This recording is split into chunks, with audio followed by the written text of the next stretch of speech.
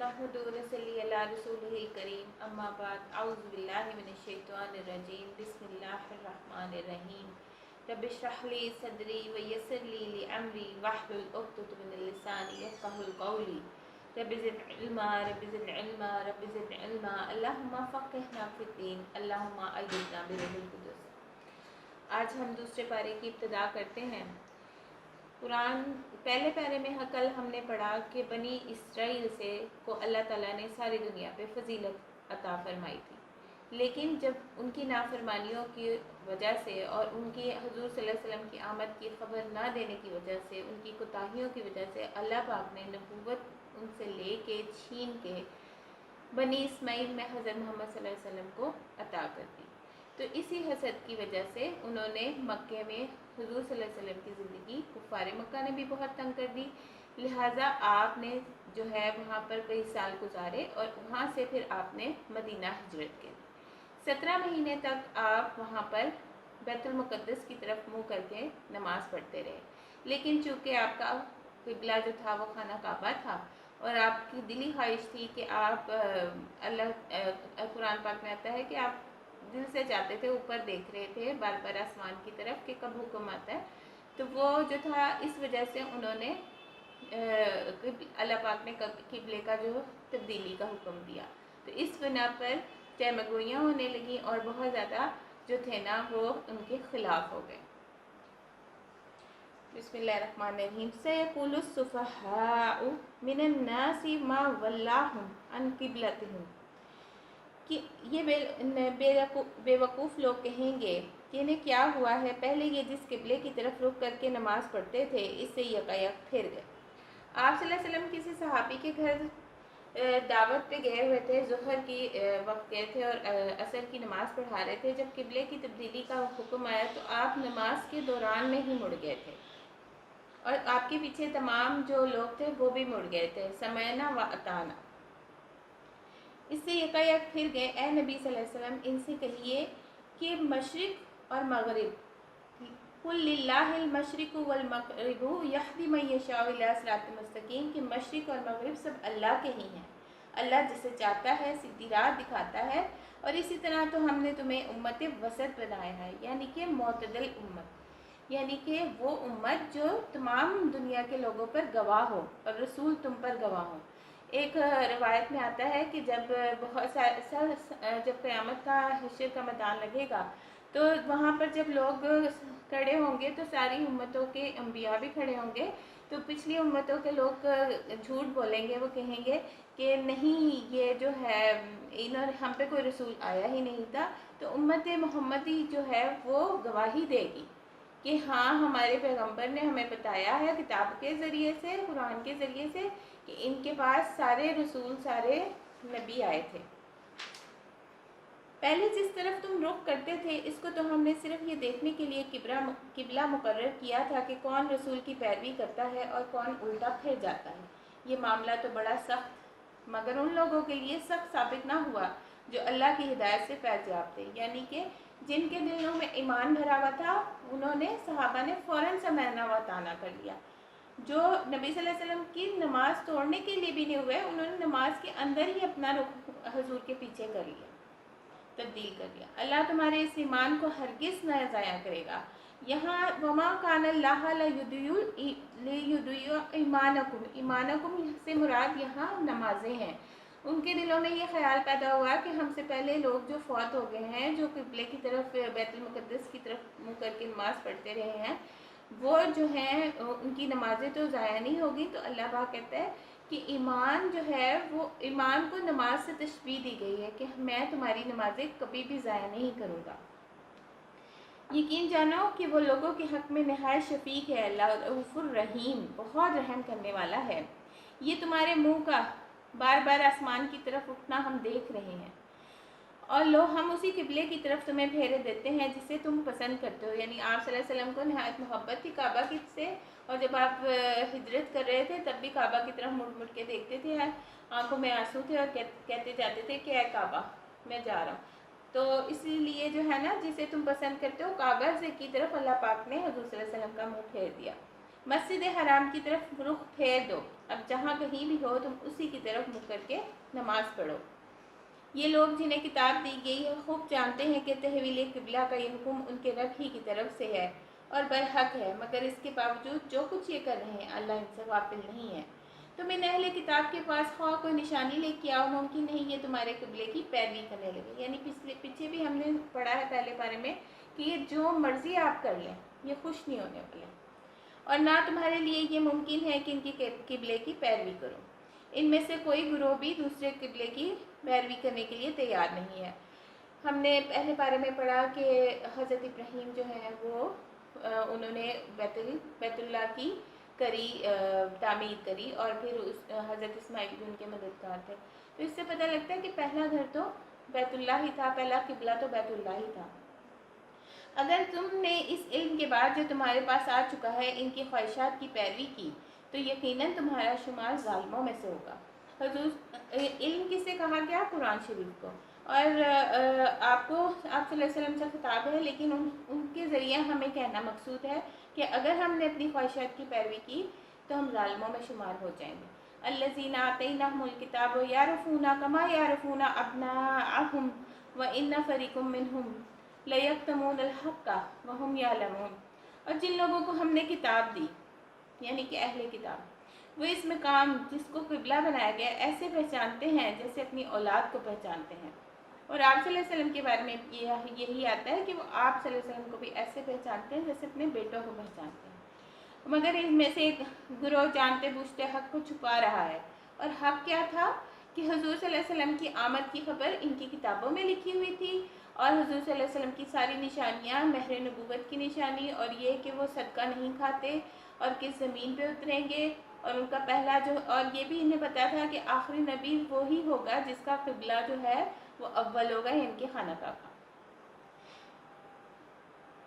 یہ قطعی ایک امر حق ہے تمہارے رب کی طرف سے، لہٰذا اس کے متعلق تم ہرگز کسی شک میں نہ پڑو، اور ہر ایک کے لیے ایک رخ ہے۔ وَلِكُلِّ وَجْهَةٌ هُوَ مُوَلِّيهَا، ہر ایک کا ایک سینٹر آف لائف ہوتا ہے، یعنی کہ ہر ایک جو ہے وہ اپنے یعنی کہ ان کی بھی ایک عبادت کا مرکز ہے اور وہ ان کا دل اس طرف پھرتا ہے، لیکن ہمارا دل پلٹ کے جو ہے وہ کعبے کی طرف ہی جاتا ہے۔ ہر ایک کے لیے ایک رخ ہے جس کی طرف وہ مڑتا ہے، بس تمہیں بھلائیوں کی طرف سبقت کرو اور فاستبقوا الخیرات کے اوپر عمل کرتے ہوئے حضرت عمر جو ہے وہ حضرت ابو بکر صدیق سے زیادہ نیکیوں میں سبقت لے جانے کی کوشش کرتے تھے۔ جہاں بھی تم ہوگے اللہ تمہیں پا لے گا، اس کی قدرت سے کوئی چیز باہر نہیں ہے۔ تمہارا گزر جس مقام سے بھی ہو وہیں سے اپنا رخ نماز کے وقت مسجد حرام کی طرف پھیر دو، کیونکہ یہ تمہارے رب کا بالکل برحق فیصلہ ہے، اور اللہ تم لوگوں کے اعمال سے بے خبر نہیں ہے۔ اور جہاں سے بھی تمہارا گزر ہو اپنا رخ مسجد حرام کی طرف ہی پھیرا کرو، جہاں بھی تم ہو اسی کی طرف ہو کر کے نماز پڑھو، تاکہ لوگوں کو تمہارے خلاف کوئی حجت نہ ملے۔ ہاں جو ظالم ہیں ان کی زبان تو کسی حال میں بند نہ ہوگی۔ تم ان سے نہ ڈرو بلکہ مجھ سے ڈرو۔ فَلَا تَخْشُوهُمْ وَاخْشُونِي، اور اس لیے کہ میں نے تم پر اپنی نعمت پوری کر دوں، اور اس توقع پر کہ میرے اس حکم کی پیروی سے تم اس طرح فلاح کا راستہ پاؤ گے جس طرح تمہیں اس چیز سے فلاح نصیب ہوئی ہے کہ میں نے تمہارے درمیان خود تم میں سے ایک رسول بھیجا، یعنی قریش کے سرداروں میں سے انہی کے خاندان میں سے ایک رسول بھیجا جو تمہیں میری آیات سناتا ہے۔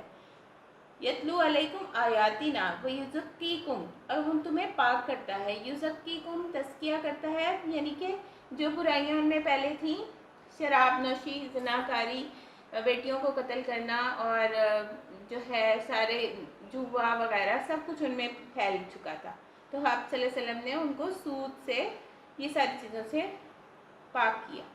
وَيُعَلِّمُكُمْ، اور کتابہ تمہیں کیا ہے؟ کتاب سکھاتا ہے اور حکمت کی تعلیم دیتا ہے۔ حکمت وہ علم کو کہتے ہیں جو سنت حضور صلی اللہ علیہ وسلم نے کر کے بتایا، عمل کر کے بتایا، اور جو باتیں انہوں نے منہ سے بتائیں اس کو حدیث کہتے ہیں۔ وہ تمہیں وہ باتیں سکھاتا ہے جو تم نہیں جانتے تھے، یعنی ہمیں وہ باتیں ان کے جو لوگ تھے قریش کے، وہ مذاق کرتے تھے، وہ کہتے تھے کیا تمہارا نبی تمہیں طہارت کے طریقے بھی سکھاتا ہے؟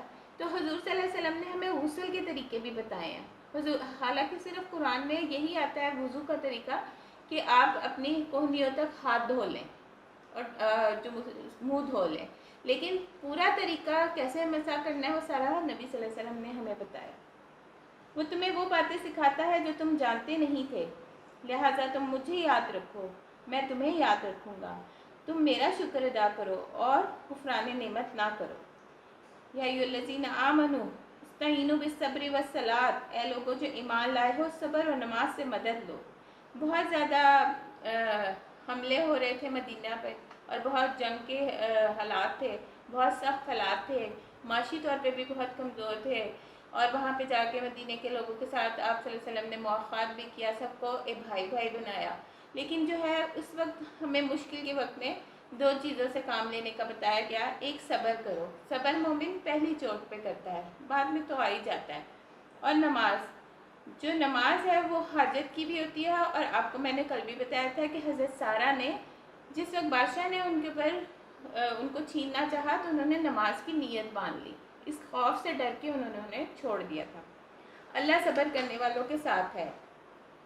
حضور صلی اللہ علیہ وسلم کے جب بیٹے ابراہیم کا انتقال ہوا تو آپ صلی اللہ علیہ وسلم نے کی آنکھوں سے آنسو جاری ہو گئے، تو صحابہ نے کہا کہ یا رسول اللہ آپ کی آنکھوں سے آنسو جاری ہو گئے، تو انہوں نے کہا کہ آنکھیں تو وہی کہتی، آنکھیں جو ہیں وہ تو بے اختیاری ہیں، لیکن جو زبان ہے وہ وہی کہے گی، اور زبان کیا کہتی ہے کہ ان اللہ و انا الیہ راجعون، کہ ہم بھی اللہ کے اور ہم نے بھی اسی کی طرف رجوع کرنا ہے۔ جو لوگ اسی لیے صبر کی تلقین اسی لیے کی جا رہی ہے کہ وہاں پہ بہت زیادہ شہادتیں ہو رہی تھیں۔ اب جب شہادتیں ہوتی ہیں تو معاشی طور پہ وہ لوگ بہت زیادہ کمزور ہو گئے تھے۔ صحابہ بدر کی لڑائی میں تو فتح ہوئی تھی، احد کے میدان میں 70 صحابہ مارے گئے تھے، تو کہا جا رہا ہے کہ جو لوگ اللہ کی راہ میں مارے جائیں انہیں مردہ نہ کہو، ایسے لوگ تو حقیقت میں زندہ ہیں مگر تمہیں ان کی زندگی کا شعور ہی نہیں۔ یعنی کہ کوئی انسان یہ بات سے ایکسیپٹ نہیں کر سکتا کہ مر کے بھی وہ زندہ ہے، لیکن قرآن کہتا ہے کہ جو شہید ہے اس کو اللہ کے ہاں سے رزق مل رہا ہے۔ ہم ضرور تمہیں خوف، خطر، فاقہ کشی، جان و مال کے نقصانات اور آمدنیوں کے گھاٹے میں مبتلا کر کے تمہاری آزمائش کریں گے۔ ہر انسان کو کوئی نہ کوئی خوف ہوتا ہے، اور فاقہ کشی، مکہ میں بہت قحط پڑتے تھے، اور جان و مال کے نقصانات آپ دیکھیں جب جنگوں میں ہو رہے ہیں تو مال بھی جا رہا ہے، کھیتیاں بھی اجڑ رہی ہیں، اور آمدنیوں کا گھاٹا تو ہر انسان کو پیش آتا ہے۔ ان حالات میں جو لوگ صبر کریں گے اور جب کوئی مصیبت پڑے تو وہ کیا کہتے ہیں، انا للہ و انا الیہ راجعون، ہم اللہ ہی کے ہیں اور اللہ ہی کی طرف ہمیں پلٹ کر جانا ہے۔ انہیں خوشخبری دے دو، ان پہ ان کے رب کی طرف سے بڑی عنایات ہیں، اولئک علیہم صلوات من ربہم ورحمہ واولئک ھم المہتدون، اور یہی لوگ جو ہیں وہ ہدایت یافتہ ہیں۔ یقیناً صفا اور مروہ اللہ کی نشانیوں میں سے ہے۔ زمانہ جاہلیت میں صفا اور مروہ دو پہاڑ تھے اور ان کے اوپر دو بت رکھ دیے گئے تھے، لیکن حضرت ابراہیم علیہ السلام کو جب حکم ہوا کہ آپ اپنے بیٹے اسماعیل علیہ السلام اور حاجرہ علیہ السلام کو آپ وہاں چھوڑ جائیں مکہ کی بے آب و گیا وادی میں، تو آپ وہاں انہیں چھوڑ گئے تھے، اور جو ماں تھی انہوں نے اف بھی نہیں کی کہ میرے بچے کو چھوڑ کے کہاں جا رہے ہو۔ تو ان کی صبر کے اور استقامت کے اس میں اللہ تعالیٰ نے ان کو ان کے پیروں کے قدموں کے نشان پہ تمام حج کا ایک رکن رکھ دیا جو ہر مرد اور عورت پہ فرض ہے، کہ صفا اور مروہ کا جو بھی وہ کرے گا، صحیح کرے گا، تو اس کے لیے جو ہے نا وہ لازمی رکن ہے۔ صفا اور مروہ اللہ کی نشانیوں میں سے ہے، لہٰذا جو شخص بیت اللہ کا حج یا عمرہ کرے اس کے لیے کوئی گناہ کی بات نہیں کہ وہ ان دونوں پہاڑیوں کی صحیح کر لے۔ جو برضا و رغبت کوئی بھلائی کا کام کرے گا، اللہ کو اس کو علم ہے اور اللہ بڑا قدردان ہے۔ جو لوگ ہماری نازل کی ہوئی روشن تعلیمات اور ہدایات کو چھپاتے ہیں، اور یہ کس کی بات ہو رہی ہے، یہ اہل کتاب کی بات ہو رہی ہے، کہ وہ جو حضور کی آمد کی خبر ہے اس کو چھپا لیتے ہیں۔ درحالہ کہ ہم انہیں سب انسانوں کی رہنمائی کے لیے اپنی کتاب میں بیان کر چکے ہیں، یقین جانو کہ اللہ بھی ان پر لعنت کرتا ہے اور تمام لعنت کرنے والے بھی ان پر لعنت بھیجتے ہیں، البتہ جو اس روش سے باز آ جائیں اور اپنے طرز عمل کی اصلاح کر لیں اور جو کچھ وہ چھپاتے تھے اسے بیان کرنے لگیں، یعنی کہ سچ بتائیں کہ یہ سچے نبی ہیں اور یہی ان کا آخری نبی کا قبلہ اول ہی ہے۔ ان کو میں معاف کر دوں گا، میں بڑا درگزر کرنے والا اور رحم کرنے والا ہوں۔ دوہرا اجر تھا ان کے لیے اگر وہ ایمان لے آتے۔ جیسے عبداللہ بن سلام جو ہے وہ ایک یہودی تھے، لیکن جب وہ اسلام لائے تو بہت اچھا اسلام لائے، وہ توریت کے بھی حافظ تھے۔ جن لوگوں نے کفر کا رویہ اختیار کیا اور کفر کی حالت میں ہی جان دے دی، ان پر اللہ اور اس کے فرشتے اور تمام انسانوں کی لعنت ہے۔ اس لعنت زدگی کی حالت میں وہ ہمیشہ رہیں گے، نہ ان کی سزا میں تخفیف ہوگی، نہ پھر کوئی دوسری مہلت انہیں دی جائے گی۔ اور آگ تو وہ ہلکی ہوتی نہیں ہے، جس میں ایندھن کے پتھر ہوں۔ ایندھن تو ویسے ہی گندھک ہوتا ہے، اور جو ہے وہ گندھک کے پتھر اور تیز جلتے ہیں، تو آگ تو وہ ہلکی اللہ پاک ہونے نہیں دیں گے، جیسے دنیا کی آگ جو ہوتی ہے وہ ہلکی ہو جاتی ہے۔ تمہارا خدا ایک ہی خدا ہے، اور اس رحمان اور رحیم کے سوا کوئی اور اللہ نہیں ہے۔ اس حقیقت کو پہچاننے کے لیے اگر کوئی نشانی اور علامت درکار ہے تو جو لوگ عقل سے کام لیتے ہیں ان کے لیے آسمان اور زمین کی ساخت میں، رات اور دن کے پہم ایک دوسرے کے بعد آنے جانے میں، ان کشتیوں میں جو انسان کے نفع کی چیزیں لیے ہوئے ہیں، یعنی کشتیوں میں ہم جاتے ہیں تو مچھلیاں بھی پکڑتے تھے وہ لوگ، اور موتی اور جواہرات بھی نکلتے تھے۔ دریاؤں اور سمندروں میں چلتی پھرتی ہیں، بارش کے اس پانی میں جسے اللہ اوپر سے برساتا ہے، پھر اس کے ذریعے سے زمین کو زندگی بخشتا ہے، اور اپنے اسی انتظام کی بدولت زندگی میں ہر قسم کی جاندار مخلوقات کو پھیلاتا ہے، ہواؤں کی گردش میں اور ان بادلوں میں جو آسمان اور زمین کے درمیان تابر فرمان بنا کے رکھے گئے۔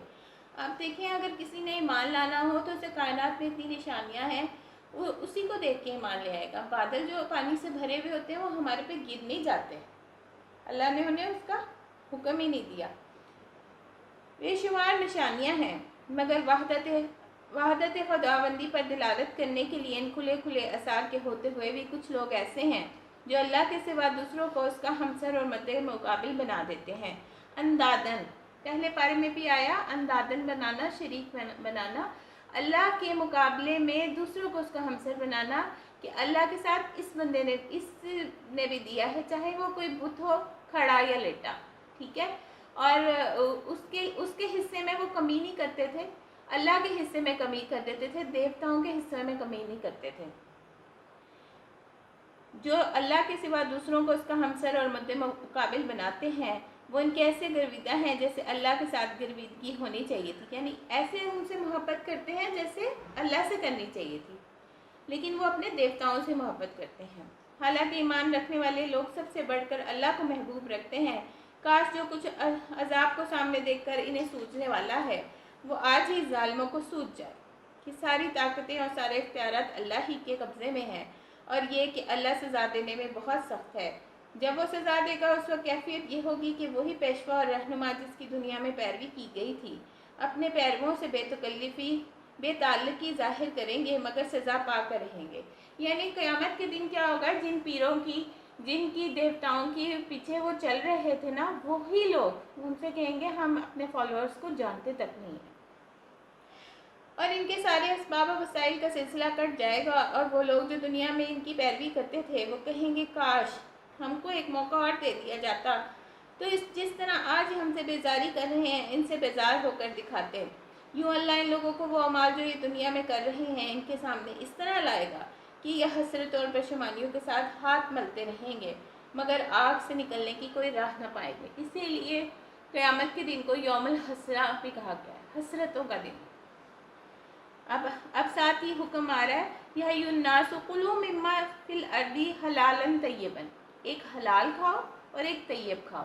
حلال روزی جو ہوتی ہے نا، وہ حلال کا لقمہ آپ کھلائیں گے تو جو ہے نا وہ ساری زندگی آپ کی اولاد میں ایک طرف، جو حرام ہوتی ہے نا وہ 40 سال بعد اپنی کمائی کا اثر دکھاتی ہے آپ کی اولاد میں۔ اور طیب چیز وہ ہے، طیب چیز کھانا بھی ایک عبادت ہے، یعنی کہ انسان اپنے آپ کو کھا کے بری چیز سے اپنی صحت خراب نہ کرے، اپنے آپ کو بیمار نہ کرے۔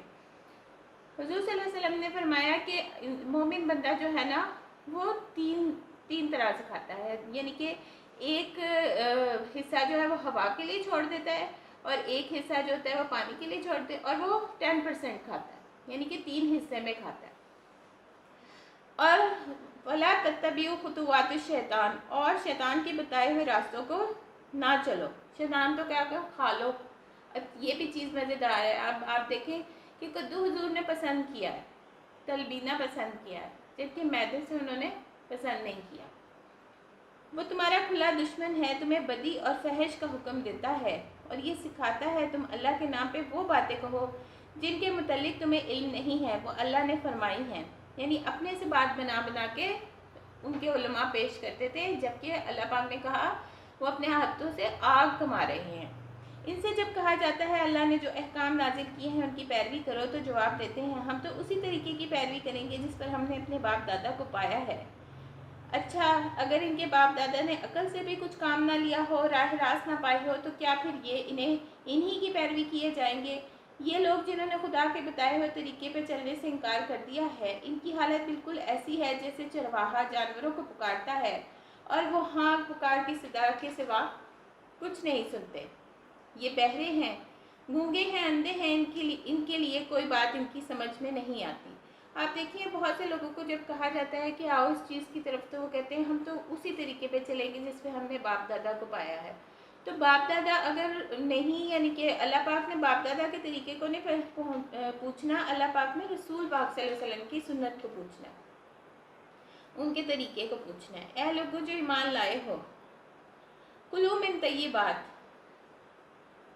اگر تم حقیقت میں اللہ ہی کی بندگی کرنے والے ہو تو جو پاک چیزیں ہم نے تمہیں بخشی ہیں ان کو بے تکلف کھاؤ اور اللہ کا شکر ادا کرو۔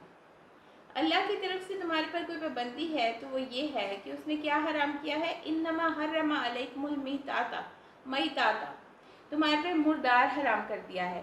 ہم سورۃ مائدہ میں اس کی کافی تفصیل پڑھیں گے، لیکن اس وقت پہلے جو تھے وہ عرب کے لوگ، وہ جو مردار ہوتا تھا اس کے پیٹ میں، بکری کے پیٹ میں، وہ کھا لیتے تھے بچہ جو ہوتا تھا۔ خون سے کیا حرام کیا ہے، مردار خون سے، سور کا گوشت سے پرہیز کرو اور ایسی چیز نہ کھاؤ جس پر اللہ کے سوا کسی اور کا نام لیا گیا ہو، یعنی غیر اللہ کا نام لے کے استانوں پہ ذبح کرتے تھے، دیوتاؤں کے نام پہ۔ ہاں، جو شخص مجبوری کی حالت میں ہو، یعنی مرنے والا ہو، کوئی جنگل میں ہو، اسے کچھ نہ مل رہا ہو، تو وہ ان میں سے کوئی چیز کھا لے بغیر اس کے کہ وہ قانون شکنی کا ارادہ رکھتا ہو یا ضرورت کی حد سے تجاوز کرے، تو اس پہ کچھ گناہ نہیں، یعنی کہ وہ اندر سے رغبت نہیں رکھتا، وہ چند لقمے کھا لے کے زندہ رہے۔ اللہ بخشنے والا اور رحم کرنے والا ہے۔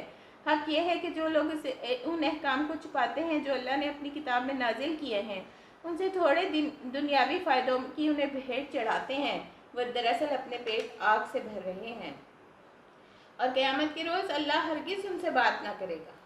یہ بڑی اس دن بہت زیادہ، جس دن سارا دربار لگا ہوگا اور سارے انبیاء بھی وہ خاموش کھڑے ہوں گے، 50,000 سال کا دن ہوگا، تو اس دن اگر اللہ ہماری طرف رخ نہ کرے تو یہ کتنی بڑی دکھ کی بات ہوگی۔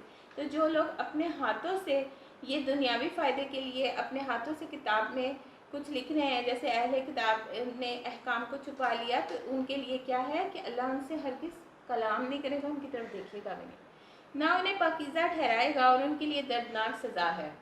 یہ وہ لوگ ہیں جنہوں نے ہدایت کے بدلے ضلالت خرید لی ہے، یعنی گمراہی، اور مغفرت کے بدلے عذاب مول لے لیا ہے۔ کیسا عجیب ہے ان کا حوصلہ کہ جہنم کا عذاب برداشت کرنے کے لیے تیار ہے۔ یہ سب کچھ اس وجہ سے ہوا ہے کہ اللہ نے تو ٹھیک ٹھیک حق کے مطابق کتاب نازل کی تھی، مگر جن لوگوں نے کتاب میں اختلافات نکالے وہ اپنے جھگڑوں میں سے حق سے بہت دور نکل گئے۔ نیکی یہ نہیں ہے، ان آیات کو لیس البر، یہ ہے آیات بر، نیکی یہ نہیں ہے کہ تم اپنے چہرے مشرق کی طرف کر لو یا مغرب کی طرف، بلکہ نیکی یہ ہے کہ آدمی اللہ کو، یوم آخر اور ملائکہ کو اور اللہ کی نازل کی ہوئی کتابوں کو اور اس کے پیغمبروں کو دل سے مانے، اور اللہ کی محبت میں اپنے دل پسند مال رشتہ داروں، یتیموں پر، مسکینوں پر، مسافروں پر، مدد کے لیے ہاتھ پھیلانے والوں پر اور غلاموں کی رہائی پہ خرچ کرے۔ بعض اوقات جیلوں میں ایسے لوگ بھی، معصوم بھی بند ہوتے ہیں، تو ان کا جرمانہ دینے کے لیے ان کے اوپر اتنا وہ ہوتا ہے، تو وہ دینے کے لیے ان کے پیسے نہیں ہوتے، تو یہ بھی اسی میں آ جاتا ہے۔ نماز قائم کرے اور زکوٰۃ دے، اور نیک لوگ وہ ہیں جو اب عہد کریں تو اسے وفا کریں، اور تنگی اور مصیبت کے وقت میں اور حق و باطل کی جنگ میں صبر کریں۔ یہ ہے راست باز لوگ اور یہی متقی ہیں۔ عہد کو پورا کرنا جو ہے نا، عہد توڑنے والا کون ہوتا ہے؟ منافق، اور منافق کی جو ہے وہ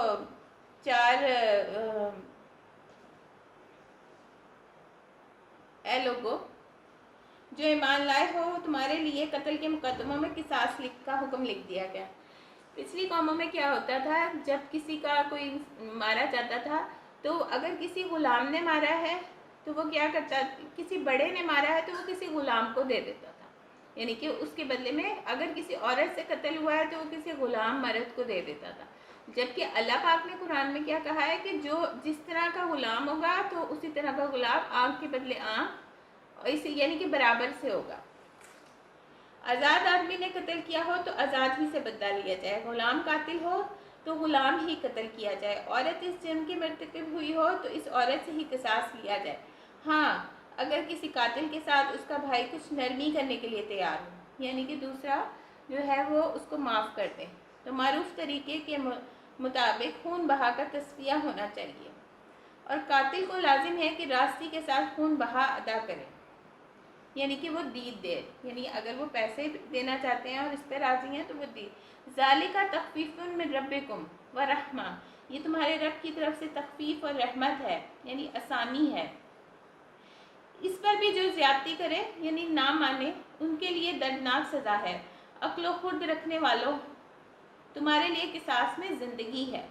اور یہ ساری جو ہے اس لیے آئی ہیں یہ والی سزائیں تاکہ لوگوں کو پتہ لگے کہ قتل کرنا جو ہے وہ اتنا آسان کام نہیں ہے، اور انسان کی جو زندگی کی بڑی اہمیت ہوتی ہے۔ حدیث میں آتا ہے کہ انسان کا قتل پوری انسانیت کا قتل ہوتا ہے۔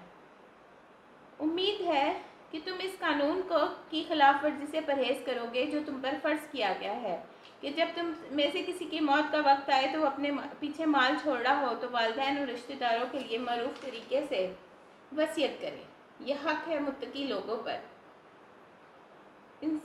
کوئی بھی انسان اپنی مرضی سے جو 1/3 ہے وہ کر سکتا ہے اپنی پسند کے کسی کو دینے کے لیے، جیسے پوتے کا یا نواسے کا یا کوئی بھی آپ کے پسندیدہ کوئی بچہ ہے اس کا حق نہیں ہوتا ہے وصیت میں، تو آپ 1/3 میں سے دے سکتے ہیں، باقی مال وارثوں کا ہی ہوتا ہے۔ پھر جنہوں نے وصیت سنی اور بعد میں اسے بدل ڈالا تو اس کا گناہ ان کے بدلنے والوں پر ہوگا، اللہ سب کچھ جانتا ہے اور سننے والا ہے۔ اللہ البتہ جس کو یہ اندیشہ ہو کہ وصیت کرنے والے نے نادانستہ یا قصداً حق تلفی کی ہے، پھر اس معاملے سے تعلق رکھنے والوں کے درمیان وہ اصلاح کرے تو اس پہ کچھ گناہ نہیں، اللہ بخشنے والا اور رحم فرمانے والا ہے۔ اے لوگو جو ایمان لائے ہو تم پہ روزے فرض کر دیے گئے ہیں جس طرح تم سے پہلے کے انبیاء اور پر فرض کیے گئے تھے، اس سے توقع ہے کہ تم میں تقوی کی صفت پیدا ہو، یعنی روزہ جو ہے وہ ہمیں بہت سی برائیوں سے بچاتا ہے۔ جب آپ روزہ رکھ لیتے ہیں تو آپ کا جو ہے وہ آپ ہر چیز سے پرہیز کریں گے، جھوٹ سے، رفث سے، اس سے توقع یہ ہے کہ تم میں تقوی کی صفت پیدا ہو۔ چند مقرر دنوں کے روزے ہیں، ایامن معدودات، تم میں سے کوئی بیمار ہو یہ تعداد پوری کر لے۔ پھر جو لوگ روزہ رکھنے کی قدرت رکھتے ہوں پھر نہ رکھیں تو وہ فدیہ دیں، یہ پہلا حکم آیا تھا، بعد میں یہ منسوخ ہو گیا تھا، اس کے بعد کیا تھا کہ قضا ہی پوری کریں۔ ایک روزے کا فدیہ ایک مسکین کو کھانا کھلانا ہے، جو اپنی خوشی سے کچھ زیادہ بھلائی کرے تو یہ اس کے لیے بہتر ہے، لیکن اگر تم سمجھو تو تمہارے حق میں یہی اچھا ہے کہ روزہ رکھو۔ رمضان وہ مہینہ ہے جس میں قرآن نازل کیا گیا، شہر رمضان الذی انزل فیہ القرآن ھدی للناس وبینات من الھدی والفرقان، جو انسانوں کے لیے سراسر رحمت ہے اور ہدایت ہے اور ایسی واضح تعلیمات پر مشتمل ہے جو راہ راست دکھانے والی ہیں اور حق و باطل کا فرق کھول کر رکھ دینے والی ہیں۔ لہٰذا اب سے جو شخص اس مہینے کو پائے اس کو لازم ہے کہ اس پورے مہینے کے روزے رکھے، اور جو کوئی مریض ہو یا سفر پہ ہو تو وہ دوسرے دنوں میں روزوں کی تعداد پوری کرے۔ حضور صلی اللہ علیہ وسلم سب سے زیادہ شعبان میں روزے رکھتے تھے اور 15 شعبان کے بعد وہ روزے رکھنے اس لیے چھوڑ دیتے تھے، ہمیں بھی انہوں نے منع فرمایا کہ رمضان کے لیے ہماری طاقت کم نہ ہو جائے۔ اللہ اور وہ ویسے بھی ہر مہینے کی 13-14 کو بھی رکھتے تھے ایام بیس کے روزے۔ اللہ تمہارے ساتھ نرمی کرنا چاہتا ہے، سختی نہیں کرنا چاہتا، اس لیے یہ طریقہ تمہیں بتایا جا رہا ہے تاکہ تم روزوں کی تعداد پوری کر سکو، اور جس ہدایت سے اللہ نے تمہیں سرفراز کیا ہے اس پر اللہ کی کبریائی کا اظہار کرو، اعتراف کرو اور شکر گزار بن جاؤ۔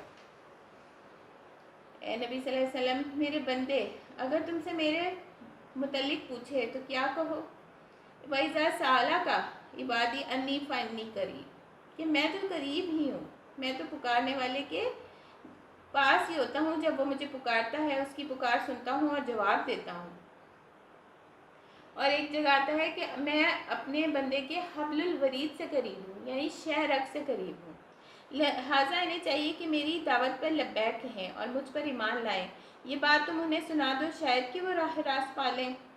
تمہارے لیے روزوں کے زمانوں میں راتوں کو اپنی بیویوں کے پاس جانا حلال کر دیا گیا، تم ان کے لیے لباس اور وہ تمہارے لیے۔ اللہ کو معلوم ہو گیا تم لوگ چپکے چپکے اپنے آپ سے خیانت کر رہے تھے، یعنی بیویوں کے پاس جا رہے تھے، کیونکہ پچھلی جو تھا جو قومیں گزری تھیں ان میں حلال تھا، تو ان کو یہ تھا، انہوں نے پوچھا نہیں تھا، ان کو شرم آ رہی تھی حضور صلی اللہ علیہ وسلم سے پوچھتے ہوئے، لیکن یہ کھول کے اللہ پاک نے بتا دیا کہ راتوں کو حلال کر دیا گیا۔ اور لباس ایک دوسرے کا کہا گیا، وہ تمہارا ستر تم ان کا ستر، جس طرح لباس اور جسم ایک دوسرے سے ملے ہوئے ہوتے ہیں اس طرح اس کی عزت تمہاری عزت۔ تم چپکے چپکے اپنے آپ سے خیانت کر رہے تھے، مگر اس نے تمہارا قصور معاف کر دیا اور تم سے درگزر فرمایا۔ اب تم اپنی بیویوں کے ساتھ شباشی کرو اور جو لطف اللہ نے تمہارے لیے جائز کر دیا ہے اسے حاصل کرو، نیز راتوں کو کھاؤ پیو یہاں تک کہ تم کو سیاہی شب کی دھاری سے سپیدہ صبح کی دھاری نمایاں نظر آ جائے۔ تب یہ سب کام چھوڑ کر تم رات تک اپنا روزہ پورا کرو، یعنی مغرب کی اذان ہے۔ جب تم مسجدوں میں معتکف ہو تو بیویوں سے مباشرت نہ کرو، یہ اللہ کی باندھی ہوئی حدیں ہیں، ان کے قریب نہ بھٹکنا۔ اس طرح اللہ اپنے احکام دوسرے لوگوں کے لیے بصراحت بیان کرتا ہے، یعنی کھول کھول کے، یبین کا لفظ آیا ہے۔ توقع ہے کہ وہ غلط رویے سے بچیں گے، اور تم لوگ نہ تو آپس میں ایک دوسرے کے مال ناروا طریقے سے کھاؤ اور نہ حاکموں کے آگے اس کو اس قرض کے لیے پیش کرو کہ تمہیں دوسروں کے مال کا کوئی حصہ قصداً ظالمانہ طریقے سے کھانے کا موقع مل جائے، یعنی کہ رشوت نہ دو۔ رشوت دو گے تو دوسرے کا مال تم کھا جاؤ، یہ اللہ نے حرام کیا۔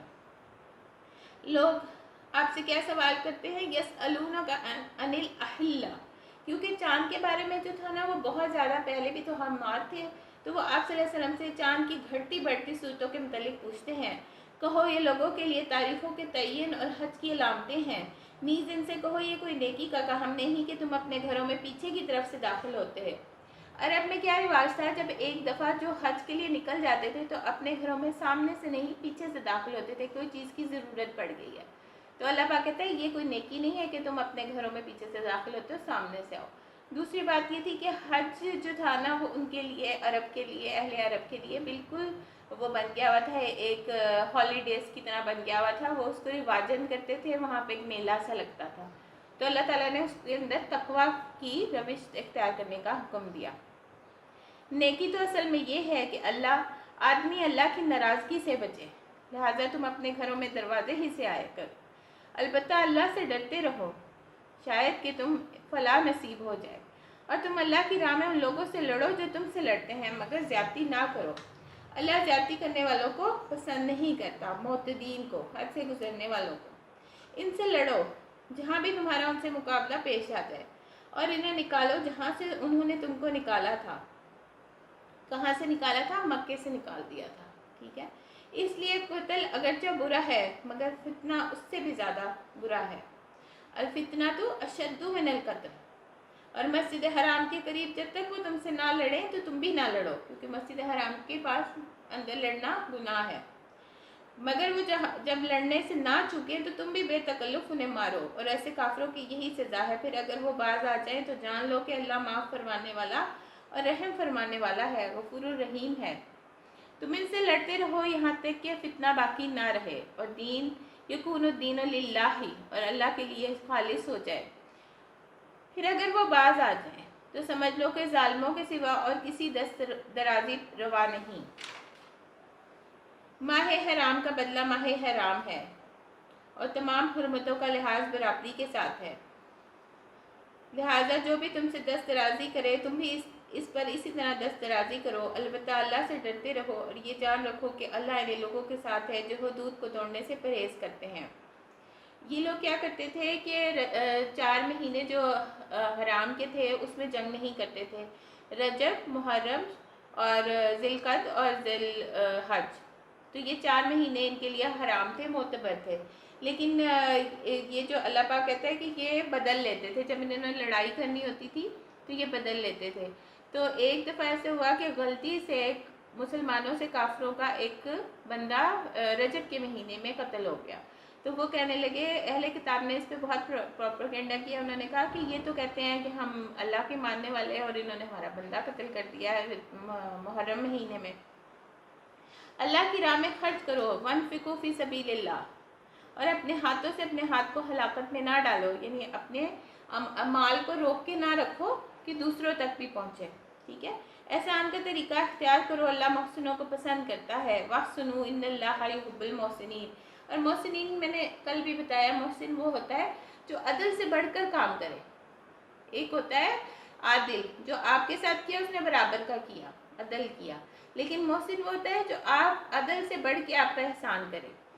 اللہ کی خوش ندی کے لیے جب حج اور عمرے کی نیت کرو تو اسے پورا کرو، اور اگر کہیں گھر جائے تو جو قربانی میسر آئے اللہ کی جناب میں پیش کرو، اور اپنا سر نہ مونڈ لو جب تک قربانی اپنی جگہ پر نہ پہنچ جائے، مگر جو شخص مریض ہو، جس کے سر میں کوئی تکلیف ہو، وہ اس بنا پر اپنا سر منڈوا لے۔ ایک صحابی تھے، ان کے گھنگرالے بال تھے اور ان کے سر میں اتنی جوئیں پڑ گئی تھیں کہ حضور صلی اللہ علیہ وسلم کو جب وہ دکھایا، وہ اس کی وجہ سے بہت اذیت میں تھے، تو آپ صلی اللہ علیہ وسلم نے جب دیکھا تو آپ نے انہیں ان کا سر منڈوانے کا حکم دیا۔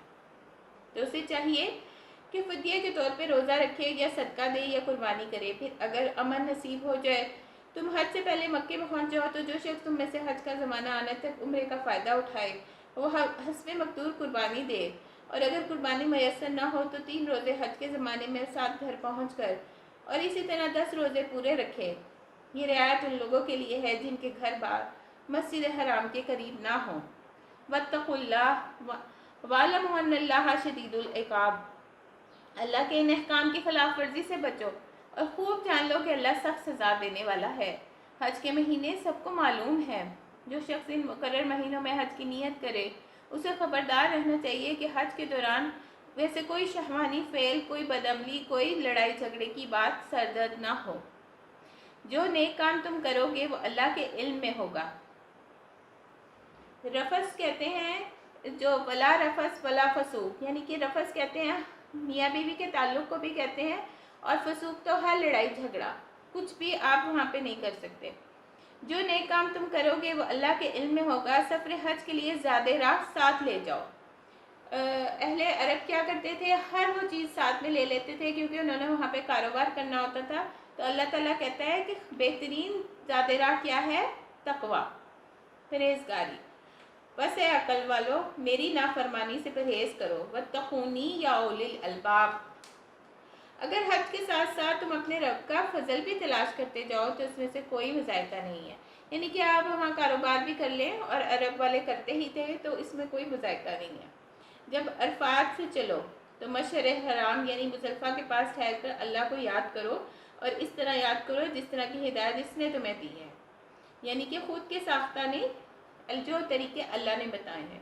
ورنہ اس سے پہلے تم لوگ جو بھٹکے ہوئے تھے، پھر جہاں سے سب لوگ پلٹتے ہیں وہیں سے تم بھی پلٹو، کیونکہ لوگ جو تھے وہ اہل عرب کیا کرتے تھے، عرفات میں نہیں جاتے تھے، تو اللہ پاک نے جو ہے وہ عرفات کو لازمی رکن قرار دیا ہے۔ پلٹو، واستغفر اللہ ان اللہ غفور الرحیم، اللہ سے معافی چاہو، یقیناً وہ معاف کرنے والا اور رحم فرمانے والا ہے۔ پھر جب اپنے حج کے ارکان ادا کر چکو تو جس طرح اپنے آباء و اجداد کا ذکر کرتے تھے اسی طرح اپنے اللہ کا ذکر کرو، یعنی آباء و اجداد سے جیسے محبت رکھتے ہو ایسے اللہ سے محبت رکھو، بلکہ اس سے بھی بڑھ کر۔ مگر اللہ کو یاد کرنے والے لوگوں میں بہت فرق ہے، ان میں کوئی تو ایسا ہے جو کہتا ہے اے ہمارے رب، ربنا آتنا فی الدنیا وما لہ فی الآخرۃ من خلاق، جو کہتا ہے بس مجھے دنیا ہی دے دے، اس کا آخرت میں کوئی حصہ نہیں۔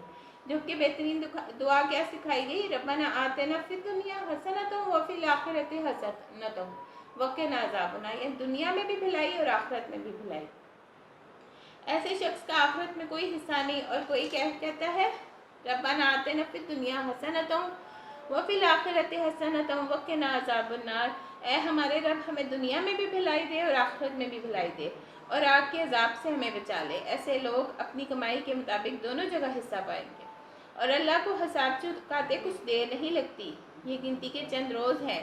جو تمہیں اللہ کی یاد میں بسر کرنے چاہیے، پھر جو کوئی جلدی کر کے 2 ہی دن میں واپس ہو گیا تو کوئی حرج نہیں، اور جو کچھ دیر میں زیادہ ٹھہر کے پلٹا تو بھی کوئی حرج نہیں، بشرطے کہ یہ دن اس نے تقوی کے ساتھ بسر کیے، اللہ کی نافرمانی سے بچو، خوب جان رکھو کہ ایک روز اس کے حضور میں تمہاری پیشی ہونے والی ہے۔ انسانوں میں کوئی تو ایسا ہے جس کو دنیا کی باتیں تمہیں بہت بھلی معلوم ہوتی ہیں، یعنی بہت چکڑی چپڑی باتیں کرتا ہے، اور وہ جو ہوتا ہے اپنی نیک نیتی پر وہ بار بار خدا کو گواہ ٹھہراتا ہے، یعنی کہ جھوٹی قسمیں بھی کھاتا ہے، مگر حقیقت میں وہ بدترین دشمن حق ہوتا ہے۔ جب اسے اقتدار حاصل ہوتا ہے تو زمین میں ساری دوڑ دھوپ اس کے لیے ہوتی ہے کہ وہ فساد پھیلائے، کھیتوں کو غارت کرے اور نسل انسانی کو تباہ کرے، حالانکہ اللہ جسے وہ گواہ بنا رہا ہے فساد کو ہرگز پسند نہیں کرتا۔ جب اس سے کہا جاتا ہے اللہ سے ڈرو تو وہ اپنے وقار کا خیال اس کے گناہ پر جما دیتا ہے۔ ویسے تو یہ خاص ایک شخص کا ذکر ہے، لیکن یہ ہمارے سب کے اوپر پورا آتا ہے کہ جب اسے کہا جاتا ہے کہ اللہ سے ڈرو تو اسے اپنی عزت آڑے آ جاتی ہے، جیسے شیطان نے کہا انا خیر منہ، میں بہتر ہوں، اسی لیے اس نے سجدہ نہیں نہ کیا تھا۔ ایسے شخص کے لیے تو بس جہنم ہی کافی ہے، تو بہت برا ٹھکانہ ہے۔ دوسری طرف انسانوں کے لیے کوئی ایسا ہے جو رضا الہی کی طلب میں اپنی جان کو کھپا دیتا ہے، ایسے بندوں پر اللہ بہت مہربان ہے، جیسے صحابہ کرام۔ اے ایمان لانے والوں، تم پورے کے پورے اسلام میں داخل ہو جاؤ، یا الذین آمنوا ادخلوا فی السلم کافہ، یعنی پورے کے پورے آ جاؤ، یہ نہیں کہ اپنی مرضی کا حکم لے لیا جیسے اہل کتاب نے کیا کہ کتاب کا ایک حصہ لیتے اور ایک کو چھوڑتے، تو اللہ پاک نے شکوہ کیا کل بھی، تو ہم اللہ پاک کہہ رہے ہیں پورے کا پورا اسلام قبول کر لو، سارے حکم جو دیے ہیں، وَلَا تَتَّبِعُوا خُطُوَاتِ الشَّيْطَانِ، اور شیطان کی قدموں کی پیروی نہ کرو، وہ تمہارا کھلا دشمن ہے، جو صاف صاف ہدایات تمہارے پاس آ چکی ہیں، اگر ان کو پا لینے کے بعد پھر بھی تم نے لرزش دکھائی تو خوب جان رکھو اللہ سب کا غالب اور حکیم و دانا ہے۔ ان ساری نصیحتوں اور ہدایتوں پر بھی وہ لوگ سیدھے نہ ہوں تو کیا اب وہ اس بات کے منتظر ہیں کہ اللہ بادلوں کا چتر لگائے، فرشتوں کے پرے ساتھ لیے خود ہی سامنے موجود ہو اور فیصلہ ہی کر ڈالے، یعنی کہ قیامت ہی برپا ہو جائے؟ آخر کار سارے معاملات پیش تو اللہ ہی کے حضور ہونے والے ہیں۔ بنی اسرائیل سے پوچھو کیسی کھلی کھلی نشانیاں ہم نے انہیں دکھائی ہیں، اور پھر یہ بھی ان سے پوچھ لو کہ اللہ کی نعمت کے پانے کے بعد جو قوم اس کو شکاوت سے بدلتی ہے اللہ انہیں کیسی سخت سزا دیتا ہے۔ یعنی کہ بنی اسرائیل کو اللہ تعالیٰ نے پوری دنیا کی قوموں پہ فضیلت عطا کی تھی، من و سلوہ دیا تھا اور بادلوں کا سایہ دیا تھا اور اتنی نعمتیں دی تھی، لیکن سارے نبی بھی انہی میں آئے تھے، ساری جو تھی نبوت ان کے پاس تھی، لیکن لاڈلی قوم تھی، لیکن انہوں نے اللہ سے نافرمانی کی تو اللہ نے ان سے نبوت چھین کے بنی اسماعیل میں دے دی۔ جن لوگوں نے کفر کی راہ اختیار کی ان کے لیے دنیا کی زندگی بڑی محبوب دل پسند بنا دی گئی، ایسے لوگ ایمان کی راہ اختیار کرنے والوں کا مذاق اڑاتے ہیں، مگر قیامت کے روز پرہیزگار لوگ ہی ان کے مقابلے میں عالی مقام ہوں گے۔ رہا دنیا کا رزق تو اللہ کو اختیار ہے، جسے چاہے دے، بے حساب دے۔ اور حضور صلی اللہ علیہ وسلم نے فرمایا کہ جو رزق میں تاخیر بھی ہوگی نا، لیکن وہ مل جائے گا جو جس کے حصے کا ہوگا۔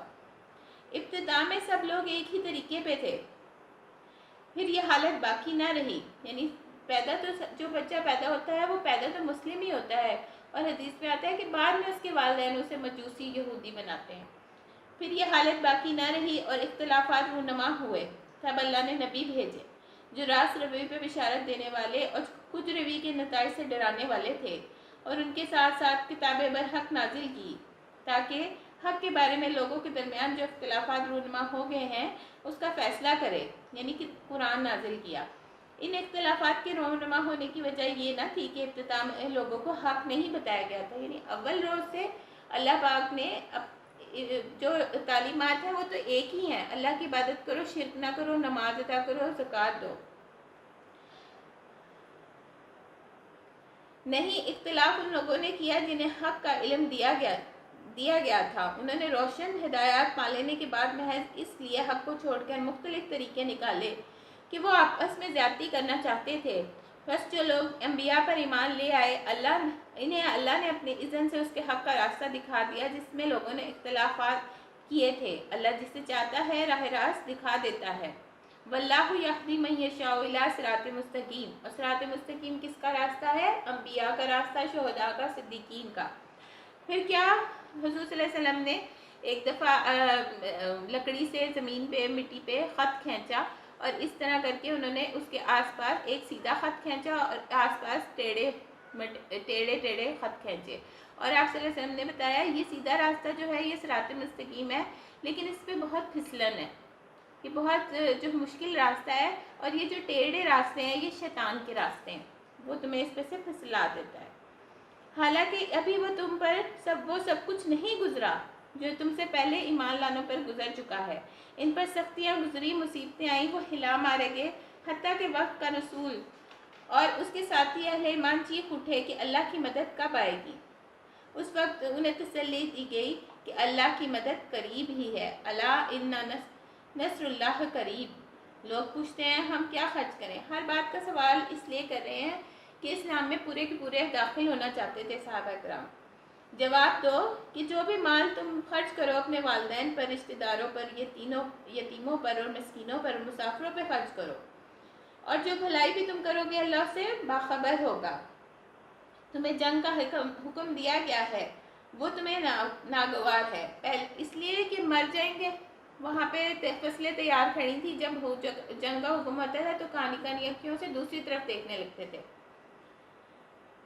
ہو سکتا ہے ایک چیز تمہیں بڑی ناگوار ہو، وہی تمہارے لیے بہتر ہو۔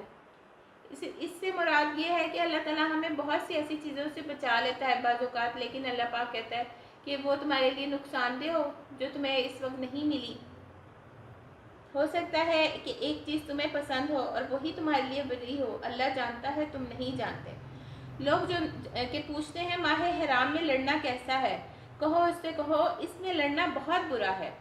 راہ خدا سے لوگوں کو روکنا، اللہ سے کفر کرنا، مسجد حرام کا راستہ خدا پرستوں پہ بند کرنا، حرم کے رہنے والوں کو وہاں سے نکالنا یعنی مکے سے، اللہ کے نزدیک اس سے بھی زیادہ برا ہے اور فتنہ خوردی سے شدید تر ہے۔ وہ تو تم سے لڑے ہی جائیں گے، حتیٰ کہ ان کا بس چلے تو وہ تمہیں اس دین سے پھیر ہی لے جائیں، اور خوب سمجھ لو کہ تم میں سے جو کوئی اس دین سے پھرے گا، کفر کی حالت میں جان دے گا، اس کے اعمال دنیا اور آخرت دونوں میں ضائع ہو جائیں گے۔ ایسے سب لوگ جہنمی ہیں اور ہمیشہ جہنم میں ہی رہیں گے، باخلاف اس کے کہ جو لوگ ایمان لائے ہیں، جنہوں نے خدا کی راہ میں اپنے گھر بار کو چھوڑ دیا اور جہاد کیا، وہ رحمت الہی کے جائز امیدوار ہیں۔ یرجون رحمت اللہ واللہ غفور الرحیم، اور اللہ ان کی لرزشوں کو معاف کرنے والا ہے اور اپنی رحمت سے انہیں نوازنے والا ہے۔ پوچھتے ہیں شراب کا اور جوئے کا کیا حکم ہے؟ کہو ان دونوں چیزوں میں خرابی ہے۔ ابھی صرف کراہیت دلائی جا رہی ہے کہ شراب جو ہے اور وہ جوا جو ہے وہ بری چیز ہے۔ بعد میں جب وہ حرام ہوئی تھی تو مدینے کی گلیوں میں اس طرح سے لوگوں نے اپنے مٹکے توڑے تھے۔ عبد الرحمن بن عوف کہتے ہیں کہ وہاں کتنے عرصے تک سوندھی جو تھی وہ مٹی گیلی رہی تھی اور اس میں سے خوشبو آتی رہی تھی۔ شراب اور جوئے کا کیا حکم ہے؟ کیونکہ جب وہ نماز پڑھنے جاتے تھے تو الفاظ جو تھے وہ گڑبڑ ہونے لگتے تھے، شراب پیے ہوئے ہوتے تھے، اور حضرت انس کہتے ہیں کہ جب میں سب کو پلاتا تھا تو پھر میں اینڈ میں خوب سیر ہو کے پیتا تھا اور میں بھی بیٹھ جاتا تھا، لیکن جو ہے نا اس کے بعد جب حکم آیا تو سب نے اپنے مٹکے توڑ دیے۔ کہو ان دونوں چیزوں میں بڑی خرابی ہے، اگرچہ ان میں لوگوں کے لیے کچھ منافع بھی ہیں، یعنی کاروبار تو ہوتا ہی ہے، مگر ان کا گناہ ان کے فائدے سے بہت زیادہ ہے۔ پوچھتے ہیں ہم راہ خدا میں کیا خرچ کریں؟ پہلے کہا کہ جو یتیموں پہ خرچ کرو، ساری چیزیں بتائی گئی، اب کہا کہ جو کچھ ضرورت سے زیادہ ہو۔ اسی طرح اللہ تمہارے لیے صاف صاف احکام بیان کرتا ہے، شاید کہ تم دنیا اور آخرت دونوں کی فکر کرو۔ پوچھتے ہیں یتیموں کے ساتھ کیا معاملہ کیا جائے؟ کہو جس طرز عمل میں ان کے لیے بھلائی ہو وہ اختیار کرنا بہتر ہے۔ اگر تم اپنا اور ان کا خرچ اور رہنا سہنا مشترک رکھو گے تو اس میں کوئی مذائقہ نہیں، آخر وہ تمہارے بھائی بہن ہی تو ہے۔ برائی کرنے والے اور بھلائی کرنے والے دونوں کا حال اللہ پہ روشن ہے۔ اللہ چاہتا تو اس معاملے میں تم پر سختی کرتا، مگر وہ صاحب اختیار ہونے کے ساتھ صاحب حکمت بھی ہے۔ عزیز الحکیم، تم مشرک عورتوں سے ہرگز نکاح نہ کرنا یہاں تک کہ وہ ایمان نہ لے آئیں۔ ایک مومن لونڈی مشرک شریف زادی سے بہتر ہے، اگرچہ وہ تمہیں بہت پسند ہو، اور یعنی کہ نکاح جب تک نہیں ہوگا جب تک وہ اسلام میں نہیں آئیں گی، اپنی عورتوں کے نکاح مشرک مردوں سے کبھی نہ کرنا جب تک وہ ایمان نہ لے آئیں۔ ایک مومن غلام مشرک شریف سے بہتر ہے، اگرچہ وہ تمہیں بہت پسند ہو۔ یہ لوگ تمہیں آگ کی طرف بلاتے ہیں، یعنی مشرک سے یا مشرکہ سے نکاح کرنا آگ کی طرف، یدعون الی النار، اولئک یدعون الی النار۔ اور اللہ اپنے اذن سے تمہیں جنت اور مغفرت کی طرف بلاتا ہے۔ وہ اپنے احکام واضح طور پہ لوگوں کے سامنے بیان کرتا ہے۔ توقع یہ ہے کہ وہ سبق لیں گے اور نصیحت قبول کریں گے۔ پوچھتے ہیں کہ حیض کا کیا حکم ہے؟ کہو کہ وہ ایک گندگی ہے، اس میں سے عورتوں سے الگ رہو، ان کے قریب مت جاؤ، تاکہ جب وہ پاک صاف ہو جائیں تو پھر جب وہ پاک صاف ہو جائیں تو ان کے پاس جاؤ جس طرح اللہ نے تم کو حکم دیا ہے۔ اللہ ان لوگوں کو پسند کرتا ہے جو بدی سے باز رہتے ہیں، وہ پاکیزگی اختیار کرتے ہیں۔ تمہاری عورتیں تمہاری کھیتیاں ہیں، تمہیں اختیار ہے جس طرح چاہو اپنی کھیتی میں جاؤ، جیسے کسان اپنے کھیت کو دیکھ کے خوش ہوتا ہے، مگر اپنے مستقبل کی فکر کرو، اللہ کی ناراضگی سے بچو۔ خوب جان لو کہ تمہیں ایک دن اس سے ملنا ہے، یعنی ملاقات کرنی ہے۔ اے نبی صلی اللہ علیہ وسلم، جو تمہاری ہدایات کو مان لیں انہیں فلاح اور سعادت کا مژدہ سنا دو۔ اللہ کے نام کو ایسی قسمیں کھانے کے لیے استعمال نہ کرو جن سے نیکی مقصود اور تقوی اور بندگان خدا کی بھلائی کے کاموں سے باز رہنا ہو، یعنی کوئی برے کام کے لیے قسم نہ کھائے۔ اہل عرب کو عادت تھی وہ ہر کام میں واللہ واللہ کرتے تھے۔ واو جو ہے وہ قسم کے لیے آتا ہے۔ اللہ تمہاری ساری باتیں سن رہا ہے، وہ سب کچھ جانتا ہے۔ جو بے معنی قسمیں تم بلا ارادہ کھا لیا کرتے ہو، یعنی انہیں عادت تھی ہر بات میں واللہ واللہ کہتے تھے، اس پہ اللہ گرفت نہیں کرتا، مگر جو قسمیں تم سچے دل سے کھاتے ہو اس کی ضرور باز پرس ہوگی۔ اللہ بہت درگزر کرنے والا اور بردبار ہے۔ جو لوگ اپنی عورتوں سے تعلق نہ رکھنے کی قسم کھا بیٹھتے ہیں ان کے لیے 4 مہینے کی مہلت ہے، اگر انہوں نے رجوع کر لیا تو اللہ معاف کرنے والا ہے۔ وہ پہلے عورتوں کو سے ویسے ہی قسم کھا لیتے تھے کہ ہم ان سے تعلق نہیں رکھیں گے، اور پھر اس کے بعد جو تھا رجوع کر لیتے تھے، تو اللہ جو ہے وہ منع کرتا ہے اس چیز سے۔ اگر انہوں نے طلاق دے دی کی ہی ٹھان لی ہو تو جانے رہیں کہ اللہ سب کچھ سنتا اور جانتا ہے۔ جن عورتوں کو طلاق دے دی گئی ہو وہ 3 مرتبہ ایام ماہواری آنے تک اپنے آپ کو روکے رکھیں۔ یہ اس لیے کہ شاید اس نے ایک طلاق دی ہو تو رجوع ہو جائے، 2 دی ہو تو رجوع ہو جائے عدت کے عرصے کے اندر، اور اگر اس کے بعد اس نے 3 طلاقیں دے دی اور عدت کا عرصہ بھی گزر گیا تو طلاق بائنہ ہو جائے گی اور عورت حرام ہو جائے گی۔ ان کے لیے جائز نہیں کہ اللہ نے ان کے رحم میں جو کچھ خلق فرمایا ہے وہ اسے چھپائیں۔ اللہ ہرگز ایسا نہ کرنا چاہے گا۔ اگر وہ اللہ اور روز آخر پر ایمان رکھتی ہیں، ان کے شوہر تعلقات درست کر لینے پہ آمادہ ہوں تو وہ اس عدت کے دوران انہیں پھر اپنی زوجیت میں واپس لے لینے کے حقدار ہے۔ اہل عرب میں یہ ہوتا تھا کہ وہ بہت زیادہ دفعہ ان کو طلاق دے دیتے تھے اور پھر رجوع کر لیتے تھے، جبکہ اللہ پاک نے کہا کہ صرف 3 دفعہ ہی جو ہے وہ ہوگا، اس کے بعد عورت حرام ہو جائے گی۔ عورتوں کے لیے معروف طریقے سے ویسے ہی حقوق ہیں جیسے مردوں کے حقوق ان پہ ہیں، البتہ مردوں کو ان پہ ایک درجہ حاصل ہے۔ مردوں کا ایک درجہ اس لیے بلند ہے کیونکہ وہ جسمانی طور پر قوت کے لحاظ سے ذرا مضبوط ہوتے ہیں، اور اللہ نے ان کا درجہ بلند رکھا ہے، اور سب پر اللہ کے غالب اقتدار رکھنے والا اور حکیم و دانا موجود ہے۔ طلاق 2 بار ہے، الطلاق مرتان، پھر یا تو سیدھی طرح عورت کو روک لیا جائے یا بھلے طریقے سے رخصت کر دیا جائے، اور رخصت کرتے وقت ایسا کرنا تمہارے لیے جائز نہیں ہے۔ جو کچھ تم انہیں دے چکے ہو اس میں سے کچھ واپس لے لو۔ حضور صلی اللہ علیہ وسلم نے اس کی مثال دی ہے کہ اگر تحفہ دے کے واپس لے لیا جائے تو اس کی مثال کی تشبیہ اتنی خراب ہے کہ جیسے کتے نے کیا کی اور چاٹ لیں، تو تحفہ دے کے لینا اتنا برا ہے۔ البتہ یہ صورت مستثنیٰ ہے کہ زوجین کو اللہ کی حدود پہ قائم نہ رہنے کا اندیشہ ہو۔ ایسی صورت میں اگر یہ خوف ہو کہ دونوں حدود الہی پہ قائم نہ رہیں گے تو ان دونوں کے درمیان یہ معاملہ ہو جانے میں مذائقہ نہیں کہ عورت اپنے شوہر کو کچھ معاوضہ دے کے علیحدگی حاصل کر لے، اور خلا کا حق عورت پہ باقی رکھا گیا۔ یہ اللہ کی مقرر کردہ حدود ہیں، ان سے تجاوز نہ کرو۔ جو لوگ حدود الہی سے تجاوز کریں گے وہی ظالم ہیں۔ پھر اگر 2 بار طلاق دینے کے بعد شوہر نے عورت کو تیسری بار طلاق دے دی تو پھر وہ عورت اس کے لیے حلال نہ ہوگی، الا یہ کہ اس کا نکاح کسی دوسرے شخص سے ہو۔ اور وہ اسے طلاق دے دے، اور اس کو حلالہ بولتے ہیں، لیکن یہ بھی جان بوجھ کے نہیں کروانا، یہ جو ہے وہ نیچرلی ہو تو ٹھیک ہے، لیکن اگر آپ نے ارادتاً کیا ہے اور ارادتاً طلاق لے لیا تو پھر وہ صحیح نہیں ہو۔ تب اگر پہلا شوہر اور یہ عورت دونوں یہ خیال کریں کہ حدود الہی پہ قائم رہیں گے تو اس کے لیے ایک دوسرے کی طرف رجوع کر لینے میں کوئی مذائقہ نہیں ہے۔ یہ اللہ کی مقرر کردہ حدیں ہیں جنہیں وہ ان لوگوں کی ہدایت کے لیے واضح کر رہا ہے جو ان کی حدوں کو توڑنے کا انجام جانتے ہیں۔ اور جب تم عورتوں کو طلاق دے دو اور ان کی عدت پوری ہونے کو آ جائے تو یا بھلے طریقے سے انہیں روک لو یا بھلے طریقے سے انہیں رخصت کر دو، محض ستانے کی خاطر انہیں روک کے نہ رکھو، یہ زیادتی ہوگی، اور جو ایسا کرے گا وہ در حقیقت اپنے آپ پر ہی ظلم کرے گا۔ اللہ کی آیات کا کھیل نہ بناؤ، یعنی اللہ نے جو حکم دیا ہے اس کے مطابق فیصلہ کرو، زبردستی کسی کو مت ستاؤ۔ بھول نہ جاؤ کہ اللہ نے کس نعمت عظمیٰ سے تمہیں سرفراز کیا ہے، یعنی کہ ہمیں علم کی بنا پر سجدہ کروایا گیا فرشتوں سے۔ وہ تمہیں نصیحت کرتا ہے کہ جو کتاب اور حکمت اس نے تم پر نازل کی ہے اس کا احترام ملحوظ رکھو، اللہ سے ڈرو اور خوب جان لو کہ اللہ کو ہر بات کی خبر ہے۔ جب تم اپنی عورتوں کو طلاق دے چکو تو وہ اپنی عدت پوری کر لیں تو پھر اس میں مانع نہ ہو کہ وہ اپنے زیر تجویز شوہروں سے نکاح کر لیں، جبکہ وہ معروف طریقے سے باہم مناقشت پر راضی ہوں۔ تمہیں نصیحت کی جاتی ہے کہ ایسی حرکت ہرگز نہ کرنا۔ اگر تم اللہ اور روز آخر پر ایمان لانے والے ہو، تمہارے شائستہ اور پاکیزہ طریقہ یہی ہے کہ اس سے باز رہو۔ اللہ جانتا ہے تم نہیں جانتے، وَأَنْتُمْ لَا تَعْلَمُونَ۔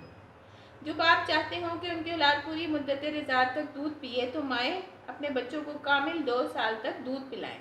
اس صورت میں بچے کے باپ کو معروف طریقے سے انہیں کھانا کپڑا دینا ہوگا، مگر کسی پر اس کی وسعت سے بڑھ کر بھار نہ ڈالنا چاہیے، یعنی کہ زبردستی زیادہ پیسے نہیں لینے چاہیے۔ نہ تو ماں کو اس کی وجہ سے تکلیف میں ڈالا جائے کہ بچہ اس کا ہے، نہ ہی باپ کو اس وجہ سے تنگ کیا جائے کہ بچہ اس کا ہے۔ دودھ پلانے والی کا یہ حق جیسے بچے کے باپ پر ہے ویسے ہی اس کے وارث پر بھی ہے، لیکن اگر فریقین یعنی دونوں میاں بیوی باہمی رضا بندی سے اور مشورے سے دودھ چھڑانا چاہیں تو ایسا کرنے میں کوئی مذائقہ نہیں۔ اگر تمہارا خیال اپنی اولاد کو کسی غیر عورت سے دودھ پلوانے کا ہو تو اس میں کوئی حرج نہیں، بشرطے کہ اس کا کچھ معاوضہ طے کر دو، جو معروف طریقے پر ادا کرو۔ اللہ سے ڈرو اور جان رکھو جو کچھ تم کرتے ہو سب اللہ کی نظر میں ہے۔ تم میں سے جو لوگ مر جائیں ان کے پیچھے بیویاں زندہ ہوں تو وہ اپنے آپ کو 4 مہینے 10 دن روکے رکھیں، عدت کے دن بتائے جا رہے ہیں۔ پھر جب ان کی عدت پوری ہو جائے تو انہیں اختیار ہے کہ اپنے ذات کے معاملے میں معروف طریقے سے جو چاہیں کریں، یعنی دوسرا نکاح کر سکتی ہیں۔ تم پر اس کی کوئی ذمہ داری نہیں، اللہ تم سب کے اعمال سے باخبر ہے۔ واللہ بما تعملون خبیر۔ زمانہ عدت میں تم خواہ ان بیوہ عورتوں کے ساتھ منگنی کا ارادہ اشارے کنائے میں ظاہر کر دو، خواہ دل میں چھپائے رکھو، دونوں صورتوں میں کوئی مذائقہ نہیں۔ اللہ جانتا ہے کہ ان کا خیال تو تمہارے دل میں آئے گا ہی، مگر دیکھو خفیہ عہد و پیمان نہ کرنا۔ اگر کوئی بات کرنی ہے تو معروف طریقے سے کرنا، اور عقد نکاح باندھنے کے لیے فیصلہ اس وقت تک نہ کرو جب تک کہ عدت پوری نہ ہو جائے۔ خوب سمجھ لو کہ اللہ تمہارے دلوں کا حال جانتا ہے، لہٰذا اس سے ڈرو، اور یہ بھی جان لو کہ اللہ بردبار ہے، چھوٹی چھوٹی باتوں سے درگزر فرماتا ہے۔ تم پر کچھ گناہ نہیں کہ اپنی عورتوں کو طلاق دے دو قبل اس کے کہ ہاتھ لگانے کی نوبت آئے یا مہر مقرر ہوا ہو۔ اس صورت میں انہیں کچھ نہ کچھ دینا ضرور چاہیے۔ خوشحال آدمی اپنی مقدرت کے مطابق اور غریب آدمی اپنی مقدرت کے مطابق معروف طریقے سے دے۔ حق یہ ہے نیک آدمیوں پر، یعنی محسنین پر۔ اگر تمہیں ہاتھ لگانے سے پہلے طلاق دے دی تو مہر مقرر کیا جا چکا ہو تو اس صورت میں نصف مہر دینا ہوگا، اور یہ بات اور ہے کہ عورت نرمی برتے اور مہر نہ لے، اور یا مرد جو ہے جس کو اختیار ہے عقد نکاح میں وہ نرمی سے کام لے اور پورا مہر دے دے۔ تم یعنی کہ مرد نرمی سے کام لو، اور یہ تقوی کے بہت زیادہ مناسبت رکھتا ہے۔ آپس کے معاملات میں فیاضی کو نہ بھولو، تمہارے اعمال کو اللہ دیکھ رہا ہے۔ ان اللہ بما تعملون بصیر۔ اور اپنی حافظوا علی الصلاۃ، اپنی نمازوں کی نگہداشت کرو، خصوصاً کون سی نماز؟ صلاۃ الوسطیٰ، عصر کی نماز۔ اور حضور صلی اللہ علیہ وسلم نے فرمایا جس کی عصر کی نماز لٹ گئی یعنی کہ چھٹ گئی، وہ ایسے ہے جیسے کہ اس کا مال و اسباب لٹ گیا۔ اللہ کے آگے اس طرح کھڑے ہو جیسے فرمانبردار غلام کھڑے ہوتے ہیں، یعنی خشوع سے خضوع سے۔ بد امنی کی حالت ہو تو خواہ پیدل ہو خواہ سوار ہو، جس طرح ممکن ہو نماز پڑھو۔ جب امن میسر آ جائے تو اللہ کو اس طریقے سے یاد کرو جو اس نے تمہیں سکھا دیا ہے، جس سے پہلے تم ناواقف تھے۔ یعنی اللہ پاک نے سارے نماز پڑھنے کے طریقے بھی سکھائے، دعائیں بھی سکھائیں۔ تم میں سے جو لوگ وفات پا جائیں اور اپنے پیچھے بیویاں چھوڑ جائیں، ان کو چاہیے کہ اپنی بیویوں کے حق میں وصیت کر جائیں کہ 1 سال تک ان کو نان نفقہ دیا جائے گا۔ یہ پہلے کا حکم تھا، بعد میں یہ منسوخ ہو گیا تھا، بعد میں وہ وراثت میں حصہ دار ہوئی تھی۔ اور وہ گھر سے نہ نکالی جائیں، پھر اگر وہ خود ہی گھر سے نکل جائیں تو اپنی ذات کے معاملے میں معروف طریقے سے وہ جو کچھ بھی کریں گی ان کی ذمہ داری تم پر نہیں ہے۔ اللہ سب پہ غالب اقتدار رکھنے والا حکیم و دانا ہے۔ اسی طرح جن عورتوں کو طلاق دی گئی ہو انہیں مناسب طور پہ کچھ نہ کچھ دے کر رخصت کیا جائے، یہ حق ہے متقین پر۔ اس طرح اللہ اپنے احکام تمہیں کھول کھول کر بیان کرتا ہے۔ امید ہے کہ تم عقل سے کام لوگے۔ تم نے ان لوگوں کے حال پہ بھی کچھ غور کیا جو موت کے ڈر سے اپنے گھر بار چھوڑ کر نکلے تھے اور ہزاروں کی تعداد میں تھے۔ اللہ نے ان سے فرمایا مر جاؤ، پھر اس نے ان کو دوبارہ زندگی بخشی۔ حقیقت یہ ہے کہ اللہ بڑا فضل فرمانے والا ہے، مگر اکثر لوگ جو ہے لا یشکرون، شکر نہیں ادا کرتے۔ مسلمانوں اللہ کی راہ میں جنگ کرو اور خوب جان لو کہ اللہ سننے والا اور جاننے والا ہے۔ تم میں سے کون ہے جو اللہ کو قرض حسنہ دے تاکہ اللہ اسے کئی گناہ بڑھا چڑھا کے واپس کر دے؟ یعنی کہ مال مانگا جا رہا تھا تو مال نہیں دیتے تھے، تو اللہ تعالیٰ کہتا ہے کہ قرض حسنہ ہی دے دو۔ تو قرض حسنہ یہ ہوتا ہے کہ اللہ پاک اس مال کو 70 گنا بڑھا کے واپس کرتا ہے۔ گھٹانا بھی اللہ کے اختیار میں ہے اور بڑھانا بھی اسی کے اختیار میں ہے، اور پلٹ کے تمہیں جانا بھی اللہ کے پاس ہے۔ وَإِلَيْهِ تُرْجَعُونَ۔ پھر تم نے اس معاملے پر غور کیا جو موسیٰ کے بعد سرداران بنی اسرائیل کو پیش آیا۔ انہوں نے اپنے نبی سے کہا ہمارے لیے ایک بادشاہ مقرر کر دو۔ ہوا یہ تھا کہ ان کا سارا جو توریت کی چیزیں تھیں، ایک باکس تھا، اس میں حضرت موسیٰ کی کچھ تلواریں وغیرہ تھیں اور عصا تھا اور من و سلوہ کے باقیات تھے، وہ سارے ایک باکس میں تھے۔ وہ دوسری قوم نے ان سے چھین لیے تھے، تو یہ کہنے لگے اللہ پاک ہم پہ ایک بادشاہ مقرر کر دے کہ ہم اللہ کی راہ میں جنگ کریں۔ تو نبی نے پوچھا کہ ایسا تو نہیں ہوگا تم کو لڑائی کا حکم دیا جائے پھر تم نہ لڑو؟ وہ کہنے لگے بھلا یہ کیسا ہو سکتا ہے کہ ہم راہ خدا میں نہ لڑیں، جبکہ ہمیں اپنے گھروں سے نکال دیا گیا ہے اور ہمارے بال بچے ہم سے جدا کر دیے گئے ہیں۔ مگر جب انہیں حکم دیا گیا جنگ کا تو ایک قلیل تعداد کے سوا وہ سب پیٹ موڑ گئے، اور اللہ ان میں سے ایک ایک ظالم کو جانتا تھا۔ ان کے نبی نے ان سے کہا کہ اللہ نے طالوت کو تمہارے لیے بادشاہ مقرر کیا ہے۔ یہ سن کر وہ بولے ہم پر بادشاہ بننے کا وہ کیسے حقدار ہو گیا؟ وہ مقابلے میں بادشاہی کے تو ہم زیادہ مستحق ہیں، وہ تو کوئی بڑا مالدار آدمی بھی نہیں ہے۔ نبی صلی اللہ علیہ وسلم نے جواب دیا اللہ نے تمہارے مقابلے میں اسی کو منتخب کیا ہے اور اسی کو دماغی جسمانی دونوں قسم کی اہلیتیں فراوانی کے ساتھ عطا فرمائی ہیں۔ اللہ جس کو چاہے چن لے اپنے کام کے لیے، اور اللہ کو اختیار ہے کہ اپنا ملک جسے چاہے دے۔ اللہ بڑی وسعت رکھنے والا ہے اور سب کچھ اسی کے علم میں ہے۔ اس کے ساتھ ان کے نبی نے ان کو یہ بھی بتایا کہ خدا کی طرف سے اس کے بادشاہ مقرر ہونے کی علامت یہ ہے کہ اس کے عہد میں وہ صندوق تمہیں واپس مل جائے گا جس میں تمہارے رب کی طرف سے تمہارے لیے سکون قلب کا سامان ہے۔ یعنی وہ ساری چیزیں تھیں، عصا، من و سلوہ اور حضرت موسیٰ کی باقیات، کچھ چیزیں تھیں ان کی چھوڑی ہوئی، تلوار وغیرہ، جس میں آل موسیٰ اور آل ہارون کے چھوڑے ہوئے تبرکات ہیں جس کو اس وقت فرشتے سنبھالے ہوئے ہیں۔ اگر تم مومن ہو اور تو یہ تمہارے لیے بڑی نشانی ہے۔ پھر جب طالوت لشکر لے کے چلا تو اس نے کہا ایک دریا پہ اللہ کی طرف سے تمہاری آزمائش ہونے والی ہے، جو اس کا پانی پیے گا وہ میرا ساتھی نہیں، مگر میرا ساتھی تو صرف وہ ہے جو اس سے پیاس نہ بجھائے۔ اس نے کہا تھا کہ یہ جو اب دریا آئے گا تو تم لوگ پانی نہ پینا، مگر ان لوگوں نے سارے نافرمان لوگ تھے، ہمیشہ ہی اپنے پیغمبر کی نافرمانی کرتے رہتے، تو انہوں نے خوب سیر ہو کے پیٹ بھر کے پانی پیا۔ جب وہ پانی پی لیا تو بالکل ان کے جو تھے وہ اعصاب جو تھے وہ شل ہو گئے۔ انہوں نے کہا اب تو ہم جنگ ہی نہیں کر سکتے، اس سے پیاس نہ بجھائے، ہاں ایک آدھ چلو بھی کوئی پی لے تو پی لے، مگر ایک گروہ قلیل کے سوا وہ سب اس دریا سے سیراب ہوئے پھر جب طالوت اور اس کے ساتھی مسلمان دریا پار کر کے آگے بڑھے، اور روایت میں آتا ہے کہ 313 لوگ تھے، جس طرح کی بدر کی لڑائی میں تھے نا، بس اتنے ہی لوگ بچے تھے، تو انہوں نے طالوت سے کہہ دیا کہ آج ہم جالوت اور اس کے لشکروں کا مقابلہ کرنے کی طاقت نہیں رکھتے، یہ جو لوگ سمجھتے ہیں کہ انہیں ایک دن اللہ سے ملنا ہے۔